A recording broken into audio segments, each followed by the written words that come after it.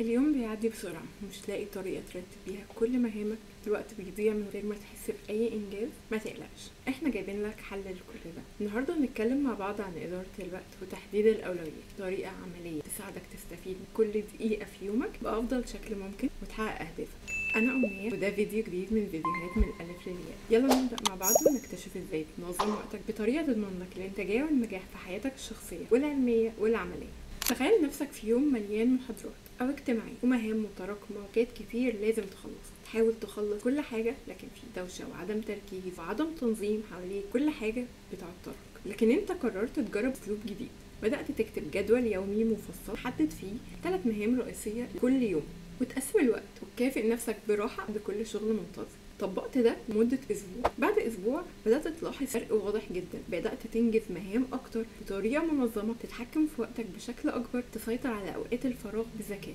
هي دي استراتيجية إدارة الوقت، مش مجرد تنظيم جدول ومهام وتودو ليست، لكن هي أسلوب حياة بيخليك تحقق أهدافك بثقة. إدارة الوقت مهمة لأن الوقت اللي بيعدي مش بيرجع، كل دقيقة ضايعة هي فرصة راحت عليك.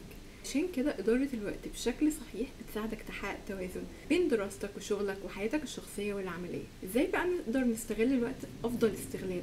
ده بيتم عن طريق تحديد الأولويات، يعني ان انت تفرق بين المهام المهمة والمهام الطارئة، المهام اللي بتضيع وقتك وبتأثر على تحقيقك لإنجازاتك، تتجاهل ايه وتختار ايه الحاجة اللي لما تشتغل عليها فعلا هتطلع نتيجة. كل ده اللي مهم تعمله عشان تحدد أولويات. علشان نطبق بنستخدم أدوات كتير، منها مصفوفة ايزنهاور. المصفوفة دي بتساعدك تحدد ايه العاجل والمهم فتنجزه فورا، ايه العاجل وغير مهم فنقدر نفوضه لحد تاني لو الحد التاني ده فاضي عنده وقت، ايه الغير عاجل ومهم جدوله لوقت تاني، الغير عاجل وغير مهم فنتجاهله او نسيبه في وقت الراحه المكافاه اللي احنا بناخدها. بالتالي هنقدر ننجز اكبر كم ممكن من مهام اليوم بشكل منظم من غير ما نضيع الوقت. طبعا المصفوفة دي نقدر نطبعها، نقدر نستخدمها، نقدر نمارسها في حياتنا اليومية وفي يومنا في كل جدول بنعمله. والصورة اللي قدامكم دي هي من مصفوفة ايزنهاور، موجودة في أجندة من الألف للياء عشان تساعدكم تخططوا. طبعا احنا شرحناها بطريقة مبسطة، في تفاصيل اكتر في الاجنده، في تفاصيل اكتر في دبلومه المهارات لو حابين تعرفوها وتتعمقوا فيها اكتر. تاني طريقه نقدر نقسم بيها المهام اليوميه هي ان احنا نكتب المهام، نكتب 3 مهام اساسيه لازم نخلصها في نهايه اليوم، وبالتالي في اخر اليوم نراجع القائمه اللي احنا كتبناها دي، نشوف حققنا ايه هيتعدل لوقت تاني مناسب عشان ما كانش ليه وقت النهارده، ايه خلصناه وانجزناه فكده كويس ان احنا انجزناه.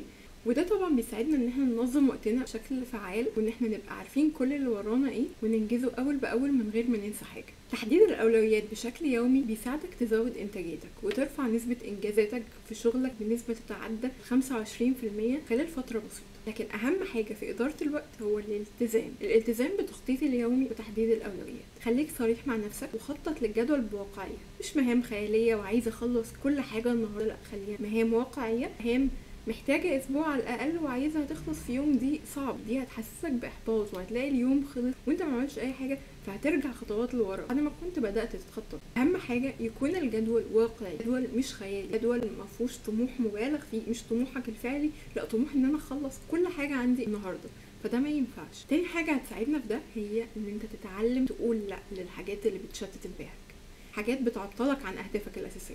لو عايز تتعلم اكتر عن تنظيم وقتك واداره مهامك وتزود انتاجيتك وكمان توصل لادوات علميه تساعدك على تطوير المهاره دي ومهارات تانية كتير، تقدر تبدا معايا دبلومه المهارات اللي مجهزين محتواها بشكل احترافي بيغطي كل المهارات اللي لازم تكون عندك، سواء هتبدا مشروعك الخاص او ناوي تشتغل في شركه كويسه او بتطور من نفسك لمجرد ان انت عايز تبدا بيرسونال براندنج. كل ده عن طريق اسلوب تطبيق عملي وادوات مساعده وتجارب واقعيه لكل مهاره من المهارات اللي هتحتاجها في سوق العمل وتحتاجها في تطوير نفسك. عايز تعرف تفاصيل دبلومه المهارات او باقي الدبلومات المتاحه حاليا زي دبلومه رياده الاعمال، دبلومه اداره المشروعات الناشئه والمشروعات الصغيره، اكتب تعليق باسم الدبلومه اللي انت مهتم بيها وهنبعت لك كل التفاصيل. ما تنساش ان اداره الوقت مش بس ترتيب جداول، لكن اسلوب حياه بيخليك تزود انتاجيتك وتحقق احلامك وتوصل لاهدافك اسرع. لو عجبك الفيديو تابعنا عشان يوصلك كل المواضيع المهمه اللي هنتكلم فيها على من الالف للياء. نتقابل الفيديو الجاي ان شاء الله. سلام.